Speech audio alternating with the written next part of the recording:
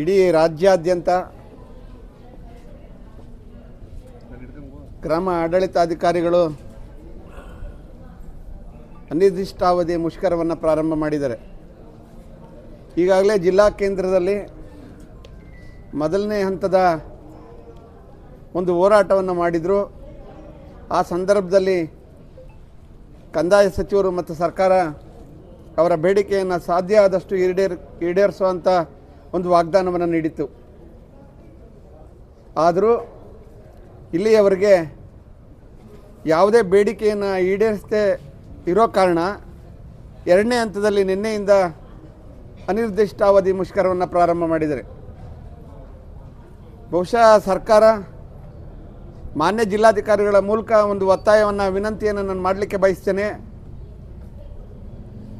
Village ಅಕೌಂಟೆಂಟ್ಗಳು ಇಲ್ಲದೇ ಬಹುಶಃ ಇಡೀ ಸರ್ಕಾರನೇ ಸ್ತಬ್ಧ ಆಗಿದೆ ಅನ್ನುವಂಥ ಮಾತನ್ನ ಈ ಸಂದರ್ಭದಲ್ಲಿ ತಮ್ಮ ಮೂಲಕ ಹೇಳಬೇಕಾಗ್ತದೆ.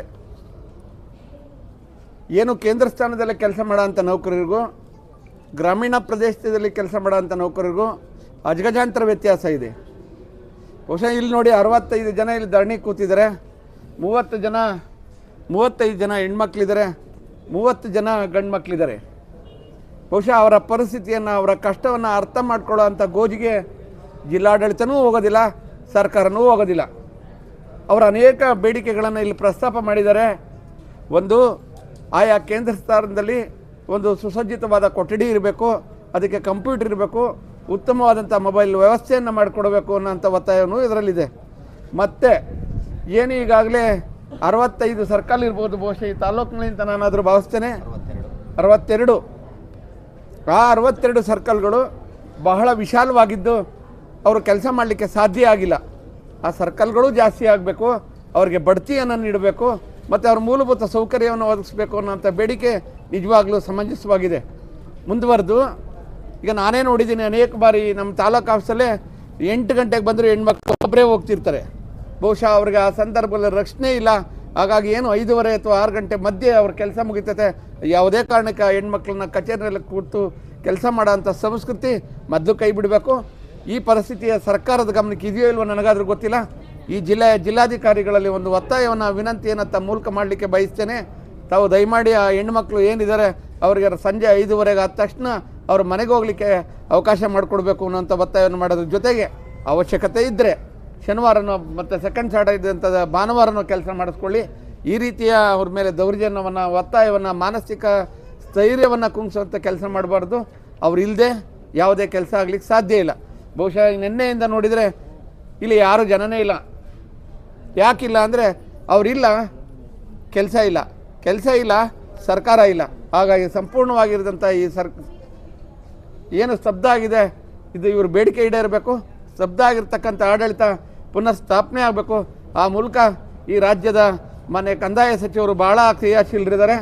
ಆದರೂ ಇವರ ಯಾವುದೇ ಬೇಡಿಕೆ ಈಡೇರಿಲ್ಲ. ಆ ಮೂಲಕ ಏನು ಜಿಲ್ಲಾಧಿಕಾರಿಗಳು ಈ ಜಿಲ್ಲೆಯ ಪರವಾಗಿ, ಈ ಜಿಲ್ಲೆಯ ಎಲ್ಲ ಗ್ರಾಮ ಲೆಕ್ಕಿಗರ ಪರವಾಗಿ ಸರ್ಕಾರಕ್ಕೆ ನೇರವಾದಂಥ ಮನವಿಯನ್ನು ಮಾಡಬೇಕು.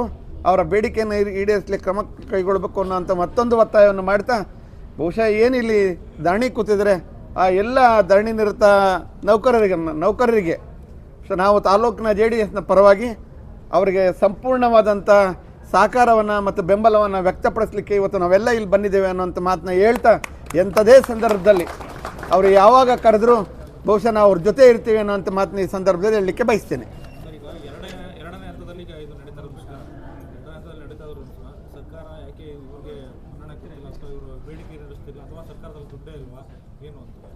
ಅಲ್ಲ, ಇಲ್ಲಿ ನೀವು ಕೇಳಿದ್ದು ರಾಜಕೀಯವಾಗಿ ಪದ, ಬಹುಶಃ ಇಲ್ಲಿ ಬಳಸೋದು ಸೂಕ್ತ ಅಲ್ಲ ಅಂತೀನಿ ನಾನು.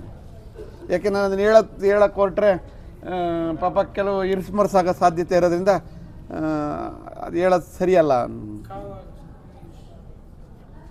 ಏಕೆಂದರೆ ಸರ್ಕಾರದಲ್ಲಿ ದುಡ್ಡಿಲ್ಲ ಅಂದರೆ ಅದು ಸರಿ ಹೋಗ್ತಿಲ್ವ ಏನಿಲ್ಲ. ಮತ್ತು ಇಲ್ಲ ಇನ್ನೊಂದು ಪ್ರಶ್ನೆ ಕೇಳಿರಲ್ಲ, ಅದಕ್ಕೂ ಉತ್ತರ ಹೇಳೋದು ಸ್ವಲ್ಪ ಈ ನೌಕರರ ಮಧ್ಯೆ ಕೂತು ಹೇಳೋದು ಸ್ವಲ್ಪ ಕಷ್ಟ ಅನ್ನೋದು ನನ್ನ ಅಭಿಪ್ರಾಯ.